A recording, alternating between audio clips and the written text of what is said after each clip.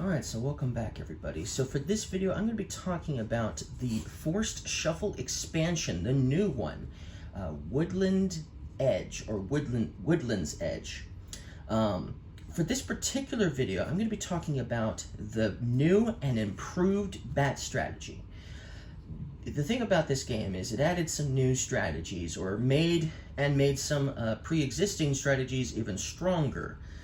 But then it also just adds some new cards in general. So I'm going to do a separate videos talking about the new strategies, and then just a video talking about the new cards that we don't discuss in these new strategy videos. So here we have the basic bat strategy, including the Alpine expansion.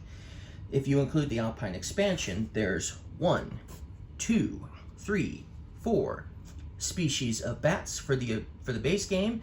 And with the Alpine expansion, there's 5 species of bats. But if you also include the Woodland's Edge expansion, which I lost the picture, hold on, here we go.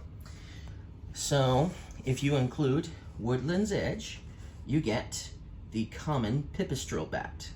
So now there's 6 different species of bats, which makes the bat strategy a lot easier to complete, because now you just need 3 different species to start scoring points for your bats, but there's 6 to choose from.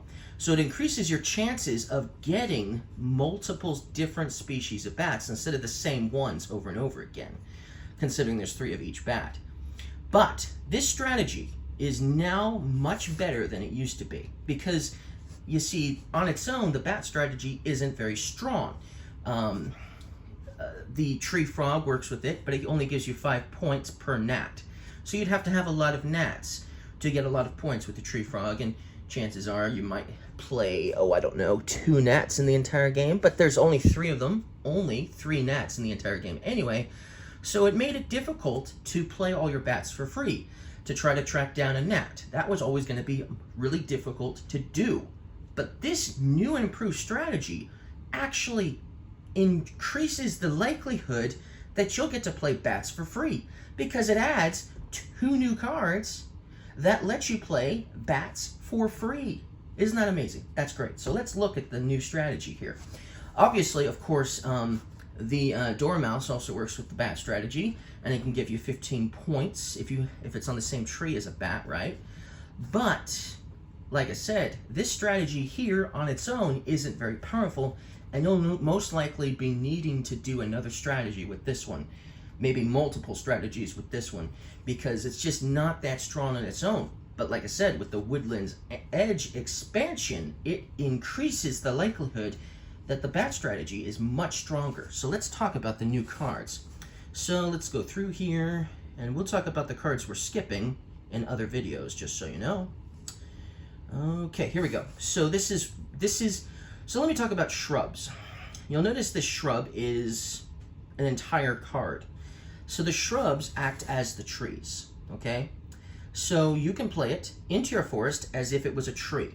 It still costs cards, 2 in fact.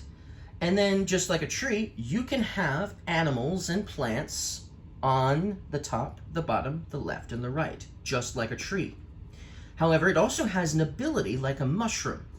So it doesn't give you any points, that's one thing. Shrubs do not give you victory points, but shrubs will allow you to have an everlasting ability.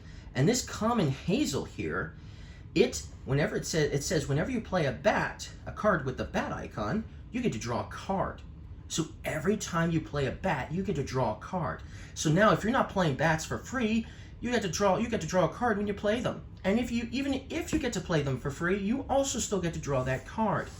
In fact, if you satisfy the binoculars ability for this card, this common hazel here, you get to play a bat for free. So this is one of the ways you're going to get to, another additional way you get to play a bat for free is with the common hazel here. So, and then, so then not only do you get to play a bat for free if you satisfy the binocular here, but you also get to draw that card after the fact. So that's amazing, right? I'm playing a bat for free, but I'm also getting to draw a card. So this is totally worth it on the first play. Now that doesn't make the gnat obsolete, but if you have this played before the gnat, then every bat you're playing for free, you're also getting a card too. So that's amazing, right? Much awesome. Much better. But this isn't the only card that works with the bat strategy that's new with the Woodland's Edge expansion. You can try saying that 3 times fast. Tongue twister. Okay, so here's another card that lets you play bats for free. The crane fly is just like the gnat. It lets you play any number of bats from your hand for free. But this one costs a card. You're going to have to discard a card to play this. But if you satisfy the binoculars, you also get to take all bats from the clearing into your hand. And it's also just like the gnat. It's going to give you points based on the amount of bats you have. So it's another alternative way of getting points besides just the gnat on how many bats you have, which isn't very many points. But here's the interesting thing. I have not actually gotten to do this yet, but I would think that if you satisfy the binocular ability, you get to take all of the bats from the clearing into your hand and still get to play them for free. Because you get to, I would imagine you get to do this simultaneously here. I'm not, don't quote me on that because I haven't gotten to see this in action, because every time I have played the crane fly, there hasn't been a single bat in the clearing because my opponents will not let them stay in the clearing for me to try this out. But I would imagine that it would let you play them for free. But like I said, don't quote me on that.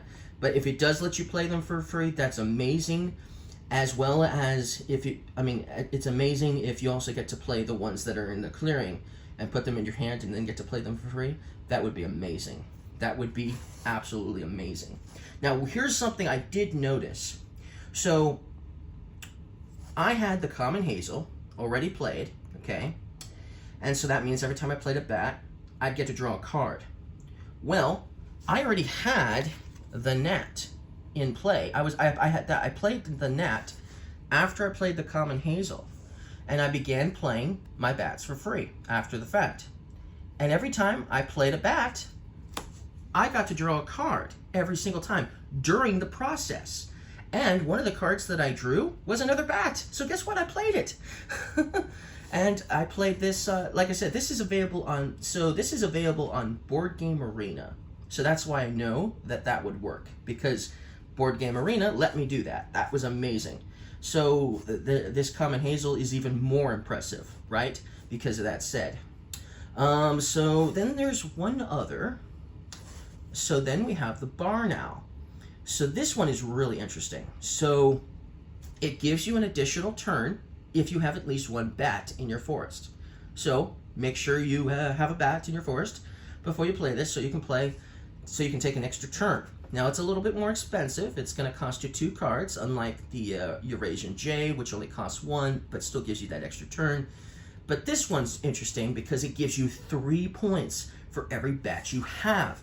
And so, if you had one of each species, let's just say you had one of each species, and it wouldn't matter if they were different species, they could be same species, right? But for the barn owl's sake, you could have, this would be 3, 6, 9, 12, 15, 18 points. So this could easily score you 18 points if you had 6 bats. That's pretty nice. That is much better, sorry. I don't know why I keep saying much awesome. That is much better than it used to be. So I wish there were more cards that gave you extra points for bats. The gnat and the crane fly only give you 1 point, but this gives you 3. But there's only 2 of these in the whole game, so getting one of these is really difficult. Even getting 2 would be nearly impossible. But, it's still much better. Now, I'm not saying the bat strategy, even with the new cards on its own, is all you need. You still need to be working on other strategies. You need to be playing at least another strategy with this one. But now that we've got this option where you can play multiple options, where you can play bats for free, and you can get extra points for bats now, maybe even get an extra turn in the bat strategy. And then, of course, there's also the fact that there's another species of bat to increase your chances that you will go this route and get a lot of cards. But what's really cool is these common hazels, there's 4 of them in the game. So it's quite possible you could play 2 of them, and I have. And if you get to play 2 of them, then every time you play a bat, you get to draw 2 cards. So I did that, and I was drawing 2 cards, and it was amazing. So that's awesome. Makes the bat strategy a whole lot more useful for sure. It's definitely a contender now for stronger strategies because of that.